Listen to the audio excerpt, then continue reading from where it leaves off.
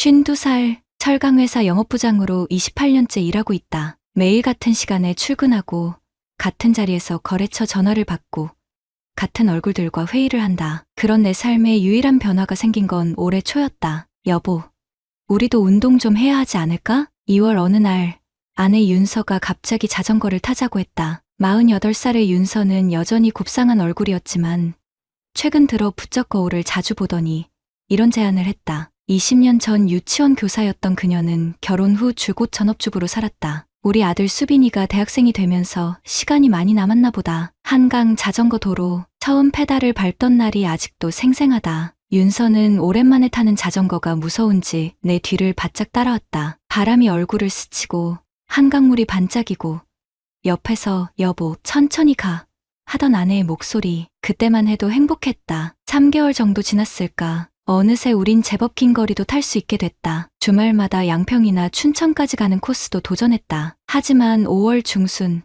내 무릎에 문제가 생겼다. 병원에선 연골이 닳아서 당분간 쉬라고 했다. 나 혼자라도 계속 타도 될까?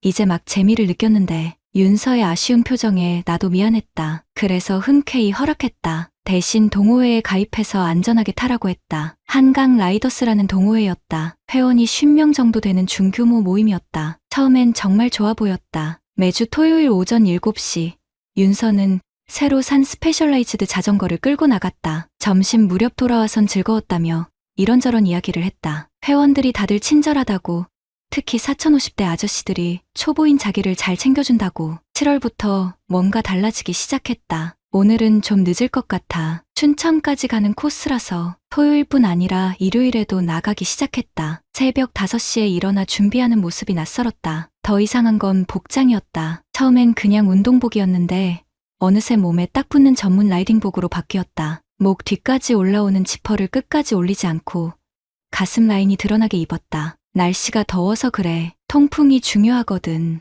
내 시선을 의식했는지 윤서가 먼저 설명했다. 하지만 새벽인데도 화장을 하고 향수까지 뿌리는 건 설명이 안 됐다. 운동하러 가는 사람이 왜 향수를? 8월의 어느 토요일, 윤서가 돌아온 시간은 오후 4시였다. 9시간이나 자전거를 탔다는 얘기다. 현관문을 열고 들어오는 순간 나는 알 수 없는 위화감을 느꼈다. 분명 운동을 하고 왔는데 얼굴이 상기되어 있었고 눈빛이 촉촉했다. 그리고 다른 향수 냄새가 났다. 아침에 뿌리고 나간 것과는 확실히 달랐다. 씻고 올게. 평소와 달리 윤서는 바로 욕실로 들어갔다. 핸드폰을 손에서 놓지 않고 예전엔 거실 테이블에 툭 던져놓곤 했는데 요즘은 화장실까지 가져간다. 심지어 페이스 아이디까지 설정해놨다. 저녁을 먹으며 대화를 시도했지만 윤서는 피곤하다며 대답을 짧게 했다. 대신 혼자 중얼거렸다. 오늘 정말 힐링됐어. 힐링, 그 단어가 요즘 부쩍 자주 나온다. 자전거를 타고 오면 항상 힐링됐어라고 한다. 마치 무언가를 숨기려는 듯한 판에 박힌 대답처럼. 9월 들어 윤서의 자전거 실력이 눈에 띄게 늘었다. 어떻게 그렇게 빨리 늘었냐고 물으니 동호회 팀장님이 자세를 잘 잡아준다고 했다. 백도현이라는 45살 남자라고. 자영업을 해서 시간이 자유롭다며 평일에도 가끔 연습을 도와준다고. 도현 씨가 정말 잘 가르쳐줘. 프로 선수 출신이래. 윤서가 그 이름을 부를 때의 목소리가 달랐다. 부드럽고 조심스럽고 뭔가 특별한 감정이 묻어있는 것 같은. 28년을 함께 산 부부의 직감이랄까. 뭔가 불안한 기운이 스멀스멀 올라왔다. 하지만 나는 애써 무시했다. 윤서가 그럴 리 없다고. 우리가 그런 부부는 아니라고. 단지 새로운 취미에 빠진 것뿐이라고. 10월의 어느 날 우연히 윤서의 SNS를 봤다. 동호회 단체 사진이 올라와 있었다. 한강공원에서 찍은 사진인데 윤서가 누군가 옆에 바짝 붙어 서 있었다. 근육질의 팔뚝, 프로 선수다운 체격. 아마 그가 백도현인 것 같았다. 그리고 그 팔이 윤서의 허리를 살짝 감싸고 있었다. 그 사진을 본 후로 일주일 동안 아무것도 못했다. 회사에서도 멍하니 있다가 부하 직원이 부장님, 괜찮으세요?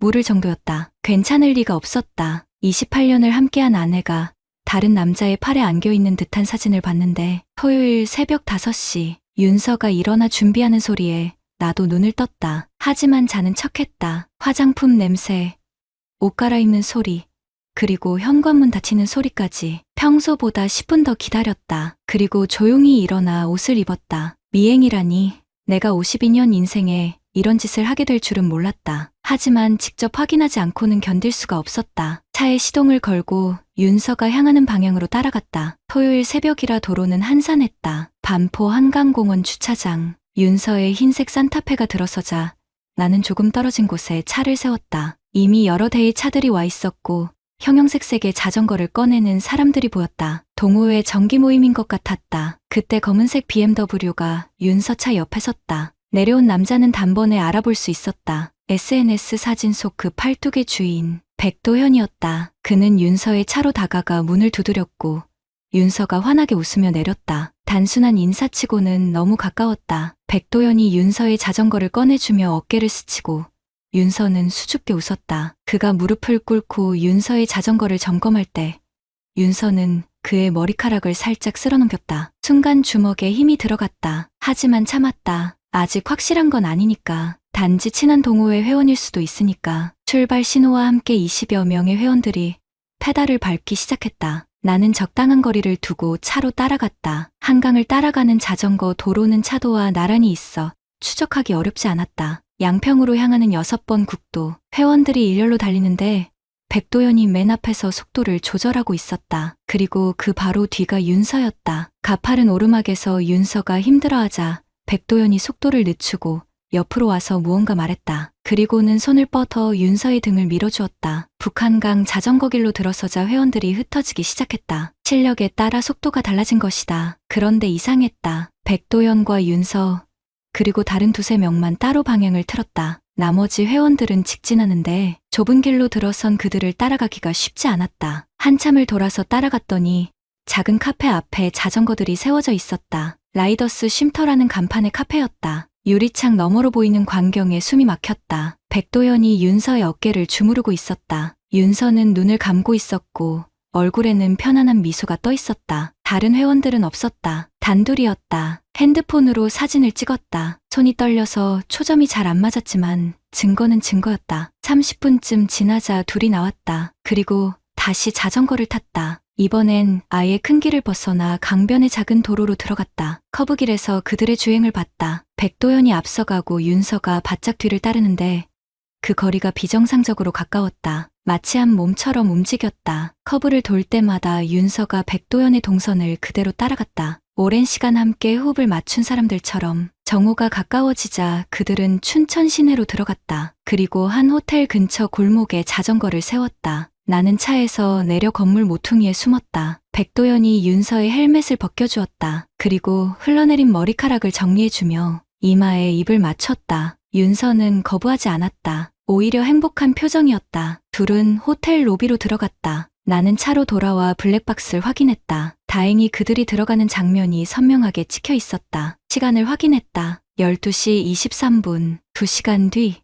그들이 나왔다. 윤서의 머리는 젖어 있었고 얼굴은 상기되어 있었다. 백도현이 윤서의 허리를 감싸고 있었다. 더 이상 숨길 것도 없다는 듯이 차 안에서 주먹으로 핸들을 쳤다. 한 대, 두 대, 세 대. 손등에서 피가 났지만 아프지 않았다. 아니, 가슴이 너무 아파서 손의 통증 따위는 느껴지지 않았다. 28년, 함께 산 세월이 28년이다. 유치원 교사로 아이들을 사랑하던 그 맑은 눈의 윤서. 우리 수빈이를 낳고 행복해하던 윤서. 매일 아침 도시락을 싸주며 오늘도 힘내라고 말하던 윤서. 그 윤서가 다른 남자와 호텔에서 나오고 있었다. 집으로 돌아오는 길, 머릿속이 하얗게 비었다가 다시 분노로 가득 찼다가를 반복했다. 하지만 이상하게도 눈물은 나지 않았다. 그저 차가운 무언가가 가슴속에서 굳어가는 느낌이었다. 저녁 6시, 윤서가 집에 들어왔다. 많이 탔더니 피곤하네. 오늘은 일찍 잘게. 거짓말. 자전거를 탄 게 아니라 다른 걸 탄 거겠지. 하지만 나는 아무 말도 하지 않았다. 그저 신문을 보는 척하며 고개만 끄덕였다. 이제 확인은 끝났다. 다음은 준비할 차례다. 완벽하게,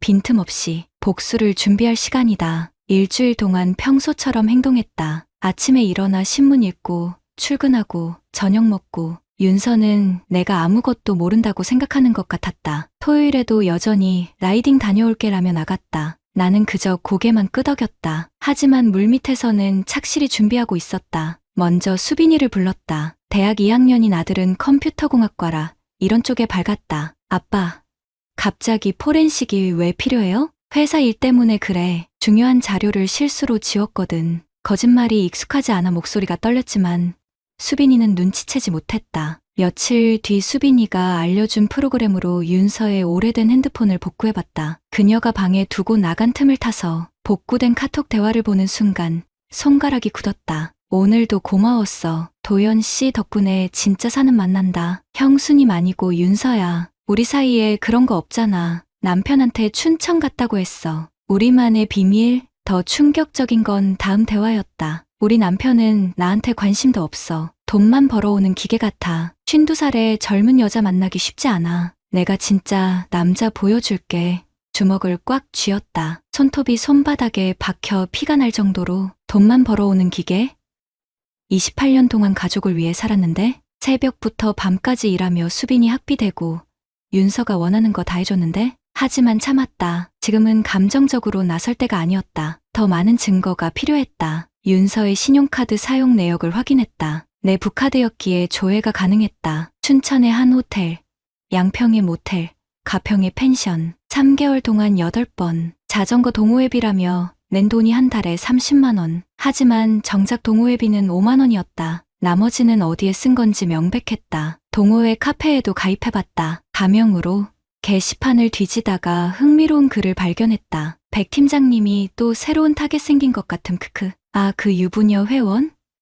보기엔 조신한데 팀장님 전적이 화려하시잖아. 크크. 벌써 3번째? 댓글은 더 가관이었다. 백도연이 이미 다른 여성 회원들과도 문제를 일으킨 전력이 있다는 내용이었다. 심지어 한 여성 회원의 남편이 찾아와서 소동을 벌인 적도 있다고. 그런데도 그는 여전히 팀장이었다. 이 모든 자료를 정리해서 파일로 만들었다. 사진 47장, 카톡 대화 153개, 카드 사용 내역, 호텔 영수증 사본, 그리고 내가 직접 본 장면을 시간대별로 정리한 문서까지. 다음 주 월요일 강남의 한 법무법인을 찾았다. 이혼 전문 변호사라는 최 변호사는 내 자료를 검토하더니 안경을 벗었다. 충분합니다. 이 정도면 위자료 소송 무조건 승소입니다. 금액은 어느 정도 될까요? 참관자 대상으로 3천에서 5천만 원 정도 가능할 것 같습니다. 불륜 기간, 증거의 명확성, 그리고 혼인 파탄 정도를 고려하면요. 변호사는 상간자인 백도연의 재산 상황도 조사해주겠다고 했다. 자영업자라니 집행이 쉽지 않을 수도 있지만 그의 BMW와 강남 오피스텔은 가압류가 가능할 거라고. 사무실을 나오며 하늘을 봤다. 구름 한 점 없이 맑았다. 그런데 왜 이렇게 먹먹한지. 28년의 결혼 생활이 한 장의 소장으로 정리된다는 게. 집에 돌아왔을 때 윤서는 저녁 준비를 하고 있었다. 등심 스테이크와 와인. 평소엔 잘 안 하는 메뉴였다. 무슨 날이야? 그냥 당신한테 미안해서 요즘 자전거만 타고 다니느라 신경을 못 썼잖아. 미안하다고? 웃음이 나올 뻔했다. 낮에는 다른 남자랑 호텔 가고 저녁엔 남편한테 스테이크 해주는 게 미안함의 표현인가. 수빈이는 오늘 MT 간대. 내일 와. 둘만의 저녁. 윤서는 평소보다 말이 많았다. 동호회 사람들 이야기, 자전거 이야기, 그리고 살짝 백도연 이야기도 했다. 팀장님이 다음 달에 제주도 라이딩 가자는데 가도 될까? 순간 와인잔을 놓칠 뻔했다. 제주도? 1박 2일로? 그것도 그 남자랑? 회원들 다 같이 가는 거지? 응, 한 10명 정도? 거짓말. 분명 둘이 갈 생각이겠지. 하지만 나는 침착하게 고기를 썰었다.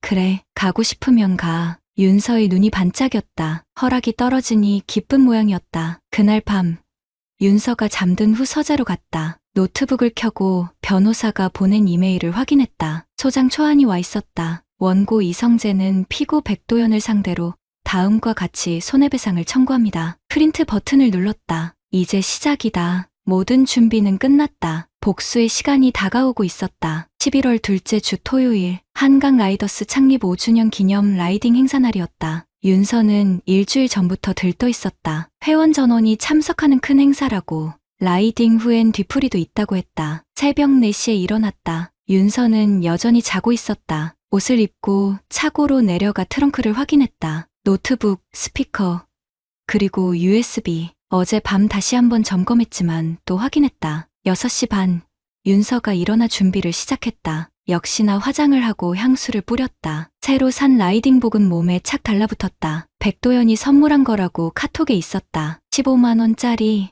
여보, 나 먼저 갈게. 준비하는 거 도와야 해서 평소처럼 배웅했다. 30분 후 나도 출발했다. 목적지는 같은 곳, 반포 한강공원. 도착했을 때 이미 많은 회원들이 모여 있었다. 50명 가까이 되는 것 같았다. 현수막도 걸려 있었다. 한강 라이더스 5주년 기념 라이딩. 백도연이 마이크를 들고 뭔가 설명하고 있었다. 그 옆에는 윤서가 서서 웃고 있었다. 사람들 틈에 섞여 다가갔다. 몇몇이 나를 쳐다봤지만 별 관심은 없는 듯했다. 행사 준비로 분주했으니까 잠시만요. 큰 소리로 외쳤다. 순간 모든 시선이 내게 쏠렸다. 윤서의 얼굴이 하얗게 질렸다. 백도연은 의아한 표정으로 나를 봤다. 저는 윤서 씨 남편입니다. 여러분께 보여드릴 게 있어서 왔습니다. 트렁크에서 노트북과 스피커를 꺼냈다. 그리고 행사용으로 설치된 테이블 위에 올려놨다. 회원들이 웅성거리기 시작했다. 윤서가 다가오려 했지만 손짓으로 제지했다. 5분만 시간을 주십시오.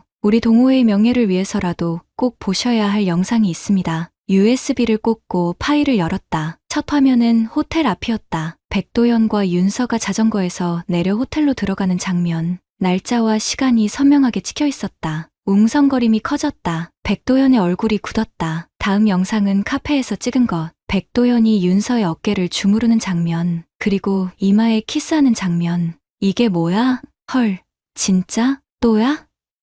백 팀장이 또. 회원들의 반응이 폭발했다. 또라는 말이 여러 번 들렸다. 역시 전적이 있었구나. 마지막은 카톡 대화였다. 화면에 크게 띄웠다. 우리 남편은 돈만 벌어오는 기계 같아. 내가 진짜 남자 보여줄게. 순간 정적이 흘렀다. 50명 가까운 사람들이 모여 있는데 침묵이 이렇게 무거울 수가. 백도연이 먼저 입을 열었다. 이거 사생활 침해 아닙니까? 무슨 권리로? 권리요? 노트북을 덮고 그를 마주봤다. 28년 동안 가족을 위해 일한 남편을 기계 취급하면서 바람 피울 권리 말입니까? 유부녀인 줄 알면서도 접근해서 가정을 파탄낼 권리요? 백도연의 입이 닫혔다. 대신 윤서가 울기 시작했다. 그런데 이상했다. 미안하다는 말은 없었다. 그저 어떻게 이럴 수가 하면서 날 원망하는 눈빛이었다. 회원 중 한 명이 말했다. 40대 후반쯤 되어 보이는 남자였다. 백 팀장, 이번이 세 번째잖아. 우리가 그때도 경고했는데 다른 회원도 거들었다. 맞아. 김 선배님 와이프 때도 그러고 박 주임 부인 때도 그러고.